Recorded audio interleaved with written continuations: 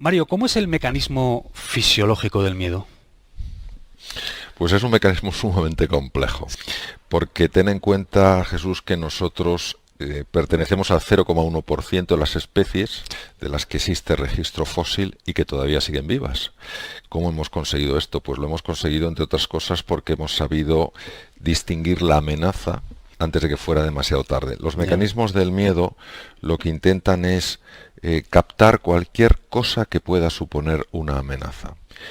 Esto que está muy bien desde el punto de vista físico porque nos puede dar recursos cuando nos enfrentamos, por ejemplo, a un depredador, se convierte en un problema cuando la mente o ciertos compartimentos de la mente utiliza estos mecanismos para generar unos miedos que los vivimos como reales y que son simples alucinaciones, son simples espejismos que la mente es capaz de crear. Y por eso pues hay personas perfectamente capaces de hacer frente a un montón de desafíos, pero el miedo les atenaza, el miedo les esclaviza, ¿no? Entonces la anatomía del miedo es una anatomía que tiene un sustrato neural, un sustrato también en el cuerpo, un sustrato fisiológico, pero que también tiene un enorme componente mental. Entender la relación entre los dos espacios creo que es importantísimo para vivir con más confianza, con más ilusión y con más serenidad.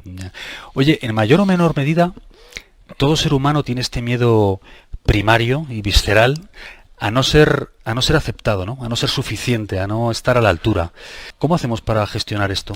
Fíjate, yo diría, Jesús, que el miedo es incluso más profundo que eso. Es un miedo de orden ontológico, es decir, metafísico, va más allá de lo que es puramente físico. Tú ten en cuenta que una de las grandes diferencias que nosotros tenemos con los animales es la autoconsciencia, la capacidad reflexiva de darnos cuenta de las cosas.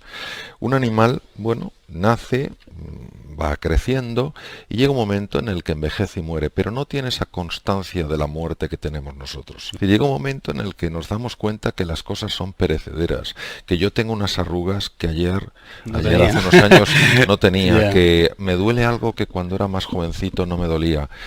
Tengo que ir a funerales de padres, de amigos míos, tengo que asistir a entierros y el concepto de la muerte es algo que está muy dentro del ser humano. ¿Qué ocurre?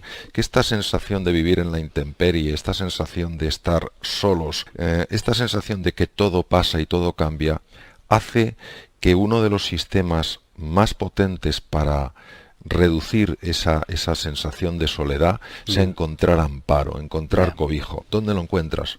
Con los demás. ¿Cuál es el otro lado de la moneda? El otro lado de la moneda, o el otro lado en este caso el filo de la espada, está en que a veces con ese deseo de encontrar cobijo en los demás quedamos muy esclavizados por la opinión y llega un momento en que esa opinión se convierte para nosotros en lo que nos mueve, ¿no? Y ahí es donde yo creo que tenemos que mejorar. ¿Tú crees que pensamos demasiado, Mario? Bueno, es una cosa muy fácil de observar. El pensamiento, hay dos tipos de pensamiento, el automático que no sirve para casi nada y el reflexivo que sirve para casi todo. El pensamiento automático son la cantidad de juicios y de prejuicios que manejamos diariamente y que hacen que muchas veces condenemos las cosas o incluso las personas sin ni siquiera conocerlas. Este es un pensamiento que está demostrado que daña la salud. Por sorprendente que parezca, este tipo de pensamiento daña la salud porque genera muchísima tensión, genera mucha ansiedad, genera un montón de angustia y esto repercute en el cuerpo. La reflexión es diferente. La reflexión pide sosiego, pide una interiorización, pide aquietar la mente, suspender este pensamiento automático, ahondar más en una idea y por eso la reflexión sí es muy, muy útil. Por eso todo lo que es la serenidad, silencio, momentos de meditación, etcétera, tiene un efecto tan saludable en nuestro cuerpo. Que haya tantas empresas de éxito en Silicon Valley, aparte de por otras muchas razones, es porque el ambiente es propicio a eso, ¿no? Para mí, ¿cuál es la fórmula de éxito? La fórmula de éxito tiene unos ingredientes muy sencillos. Lo que pasa es que no son fáciles de aplicar. El primero, como muy bien decías tú, es una relación con el fracaso radicalmente distinta a la que tenemos, por ejemplo, en Europa. Ante el fracaso, ellos no se sienten fracasados. Ellos sencillamente ven que una vía se cierra y hay que probar un camino diferente. Y en el camino, en este proceso de emprender un camino diferente, tienen que ver qué aprendizajes salen de esa vía que no ha funcionado. Eso es lo primero. El impacto del fracaso en Europa y sobre todo en muchos países del arco mediterráneo es tremendo. O sea, una persona fracasa y se siente fracasada. Estigmatizada ya, ¿no? Y el propio contexto la apunta con el dedo, etc. Ese es el primer punto. El segundo punto es El segundo ingrediente es la cooperación. Yo he visto unos niveles de cooperación en Silicon Valley y sé que los hay en el MIT espectaculares. Sí. Entonces esta cooperación está muy basada en el tercer ingrediente, que es la generosidad. La generosidad como deseo de ayudar al otro a crecer. Esto desde una mente muy racionalista, desde una mente muy cartesiana, parece un absurdo. Yo recuerdo esa frase, me parece tan lamentable, que es al enemigo ni agua, ¿no? Entonces proyectas enemigos donde podría haber amigos. ¿Y qué pasa? Que al final se pelea por un trozo de la tarta en lugar de trabajar juntos para ver cómo hacemos la tarta más grande. Creo que esa es la clave. Se dice que al final del día somos la media entre las 5 personas con las que más interactuamos, ¿no? No sé si son 5, 6 o 10 las personas que de alguna manera nos impactan tanto, pero no cabe duda que es así. Y es así, entre otras cosas, por el descubrimiento hace unos años en la Universidad de Parma, en el norte de Italia, cerca de Milán, sí, las neuronas espejo. Neuronas que son capaces de reproducir en nosotros el estado emocional de otra persona. Cuando tú estás rodeado de personas que tienden a ver la vida de una forma muy negativa, muy pesimista, por vía inconsciente, sin que tú te des cuenta, a ti eso te va afectando. Entonces, esa es una de las razones por las que es tan importante rodearse de gente positiva. De gente, por lo menos, que tienda a ver las cosas con un punto de ilusión, con un punto de alegría. Ahora, también es verdad esa situación que se produce, que es que una persona tiene que convivir con un familiar que a lo mejor tiene una depresión. Yo en este caso lo que diría es lo siguiente: no puedes cuidar de los demás si no te cuidas de ti mismo. Es decir, hay veces que estas personas creen que tener espacios para cuidarse, para recuperarse de algo que desgasta tanto como es prestar atención o estar al lado de una persona que tiene una enfermedad que genera mucho desgaste, sea un Alzheimer, sea distintas veces de Parkinson, sea una depresión, etcétera, sí, pueden pensar que dedicar tiempo a ellas es egoísmo. Yo creo que eso está muy mal entendido. Tú no puedes cuidar a los demás si estás lleno de frustración, si estás agotado, si estás que no puedes más. Entonces, yo lo que haría sería eso, es decir, asumir que esta es una prueba de amor, tener que cuidar de una persona que en ese momento necesita que se la quiera, cuando a lo mejor hace lo opuesto que nos gustaría que hiciera, y a veces protesta y nada es suficiente. Y por otro lado, la importancia extrema de que esas personas que están cuidando a otros también se cuiden de sí mismas. ¿Qué es la neuroplasticidad? La neuroplasticidad es el descubrimiento más importante que se ha hecho en neurociencias. Hay que tener en cuenta que el cerebro es una estructura de una complejidad tremenda, ¿no? Y que siempre se había dado por hecho que las neuronas a partir de cierta edad prácticamente no se modificaban. Bueno, había algunos cambios en los receptores en la membrana, etcétera, pero no mucho más. Don Santiago Ramón y Cajal ya intuyó hace muchísimos años que la neuroplasticidad era un hecho, no lo podía mostrar porque hace falta una tecnología muy sofisticada, pero él lo intuyó, era una persona, no solo un gran científico, sino una persona con una gran visión, ¿no? Y la neuroplasticidad es la capacidad del cerebro de moldearse desde la mente. ¿Qué quiere decir? Si yo introduzco, vamos a utilizar una analogía muy pobre pero que nos puede servir.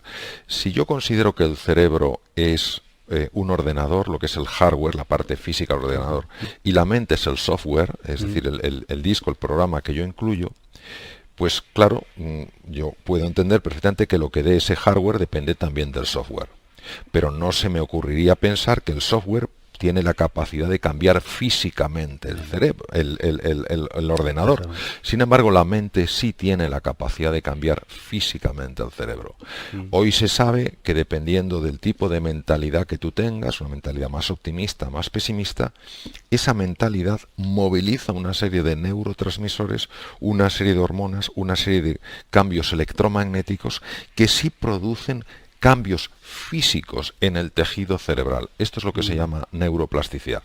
Hay de muchos tipos. Está la neuroplasticidad de aquella neurona que cambia los receptores de su membrana y se hace, por ejemplo, más sensible a un tipo de neurotransmisor. Imaginemos, por ejemplo, uno que es el gamma aminobutírico, que es el que te genera sensación de paz, de calma. Imaginemos lo que significa que una neurona aumente el número de receptores. Quiere decir que esa persona disfrutará de una mayor calma, de una mayor serenidad. Pero también esa neurona puede cambiar su forma de conectarse con otras neuronas. Entonces, crea nuevas dendritas, es decir, nuevas prolongaciones, crea nuevas ramificaciones de su axón, con el cual ella manda información a otras neuronas, y de esta manera se crean nuevos circuitos. Pero hay una tercera forma de neuroplasticidad, que es la más sorprendente, que se llama neurogénesis, que es la formación de nuevas neuronas a partir de células madre. Hoy solo se ha identificado en 2 sitios, los bulbos olfativos, pero hay uno de ellos, el segundo, que se llama el hipocampo, que es un centro de extraordinaria importancia, porque es el que te permite reinventarte, es el que te permite cambiar tu forma de ser y de estar en el mundo. Pues ahí, específicamente en la capa K3, se ha podido ver que se forman nuevas neuronas. Entonces, en 21 días, una célula madre se convierte en una neurona. Estamos hablando de un proceso absolutamente prodigioso. ¿Qué ocurre? Que cuando una persona tiene una mentalidad más positiva, cuando una persona está más ilusionada, cuando una persona se arriesga más en la vida y si se tropieza, aprende, se levanta y sigue adelante, la neuroplasticidad se favorece en todas sus dimensiones.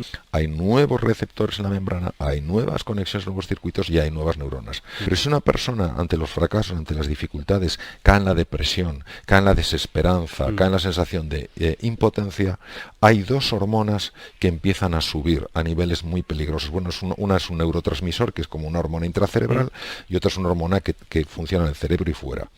El neurotransmisor es el glutamato. Entonces el glutamato, cuando una persona está muy tensa, muy nerviosa, llena de ansiedad, yo no puedo con esto, no sé qué, y se queda allí, y se queda ahí tal cual, empieza a subir. Y el cortisol empieza a subir. El cortisol entra también en tejido cerebral.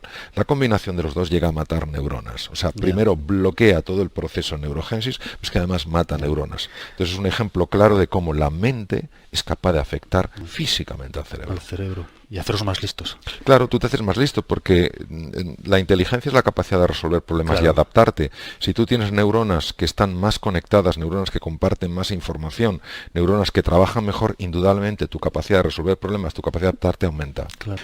Háblame de Elizabeth Kubler-Ross. Bueno, Elizabeth Kubler-Ross es una mujer ya afortunadamente bastante conocida, psiquiatra, discípula de Carl Gustav Jung, suiza, y esta mujer se fue a los Estados Unidos y fue la primera mujer que se atrevió a hacer un estudio de las emociones de las personas, de los enfermos que estaban muriéndose. Esto generó un problema enorme porque, bueno, no gustó nada ese tipo de estudio, la despidieron, pero había tenido tanto impacto su primer libro que se montó una especie de motín social y la tuvieron que readmitir. Y esta mujer, los mensajes que manda, que son potentísimos, dice que una de las cosas que más le impresionó cuando acompañaba a personas cuando se estaban muriendo es con qué frecuencia le decían: me habría atrevido más en la vida. En lugar de recordar algo que no había funcionado, algún fracaso que habían tenido, lo que recordaban sobre todo, desde esa nueva perspectiva que tiene que dar ese momento, que en algún momento todos pasaremos por él, fue: qué pena, ahora veo con claridad que me tenía que haber atrevido más. Dinos 2 o 3 consejos para los padres que están ahí fuera, que creas que puedan ayudarles a darles más confianza a sus hijos o a ser adultos más valientes. Bueno, yo sé que ser padre es precioso y no es fácil.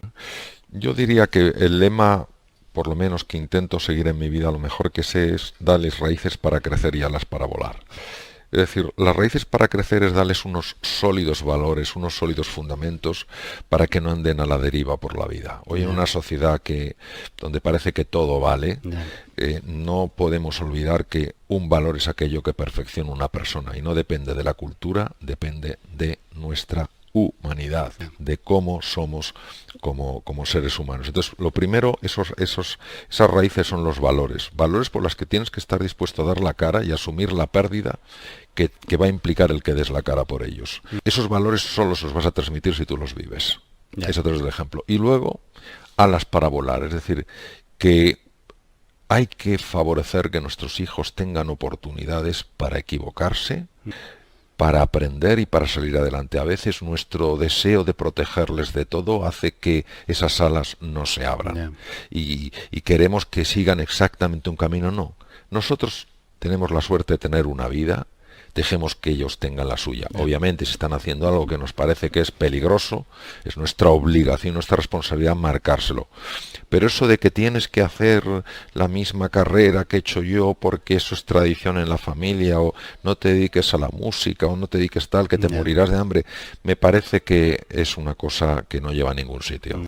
¿Cómo pasa alguien de la cirugía y la medicina a comunicar sobre, sobre motivación, sobre liderazgo y todas estas cosas de las Pues que hablas? pasas cuando te das cuenta que eso es parte de la medicina. Cuando te das cuenta que la medicina no solo es hacer un buen diagnóstico y llevar a cabo una buena intervención quirúrgica, sino que la medicina es también y sobre todo no perder de vista jamás que delante tienes un ser humano, no un caso clínico interesante. Y si tienes un ser humano, pues lógicamente tienes que conectar, encontrarte con ese ser humano. Tienes que tener la capacidad de ponerte en su lugar, entender su sentir y ayudarle a aflorar ese potencial, esos recursos que todo ser humano tiene.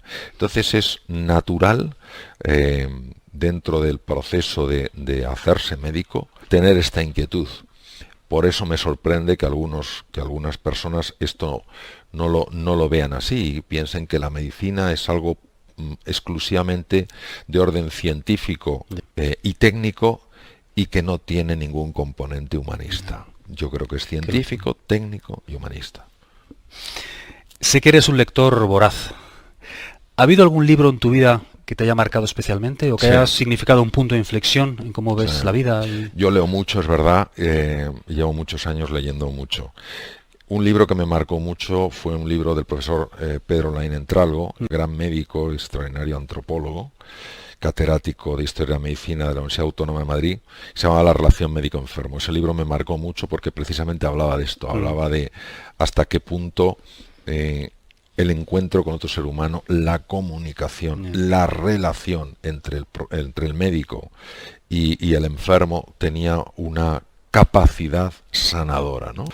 La investigación reciente en el campo de la psiconeuroendocrinoinmunología demuestra claramente esto. Es decir, el encuentro con otro ser humano, que un ser humano se sienta cobijado, entendido, comprendido, querido, moviliza un montón de hormonas enormemente positivas, baja aquellas que son negativas y favorece todo el proceso de recuperación del organismo y entre ellos la actuación del sistema inmune, que es el que nos defiende frente a bacterias, virus y tumores. Es decir, hoy no hay duda desde el punto de vista científico que la relación médico-enfermo, cuando es una relación cordial, amistosa, afectuosa, llena de respeto y de consideración, es en sí misma, por sí misma, sanadora. Cuando oyes la palabra exitoso, ¿qué persona te viene a la mente y por qué? Me viene cualquier persona que independientemente del cargo que ocupe, se siente agradecido por estar viva. Dime algo de lo que estés convencido, pero que no puedas probar. ¿Hay algo? Sí, yo estoy convencido que hay una inteligencia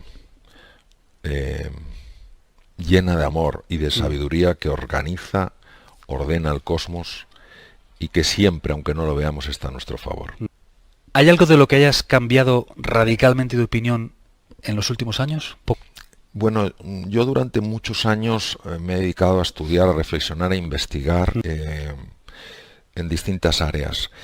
Lo que me he dado cuenta es que hay ciertos espacios en el ser humano a los que no se puede llegar a través de la investigación.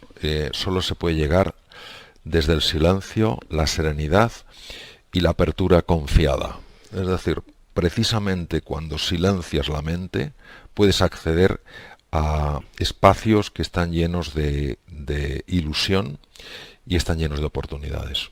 Si pudieras levantar el teléfono y tener una corta conversación con Mario Alonso Puig, de 20 años, que, bueno, imagino que estaría en la Facultad de Medicina, ¿qué le dirías? No, 20 años no está en la Facultad de Medicina. 20 años yo estaba operando ya. Ya estabas operando. Pero intensamente. Bueno, sí, pues sí, razón de más. Intensamente. Razón de más. ¿Qué le dirías o qué consejo le darías a este joven? Pues yo le diría que todo en la vida suma. Que incluso en los momentos de más dificultad siempre hay una oportunidad de aprendizaje. Le diría que sea agradecido incluso ante aquellas cosas que no le gusten, que sepa siempre buscar el lado positivo de las cosas y que jamás se olvide de que en la vida lo más importante no es lo que tú vas a obtener, sino lo que tú puedes dar.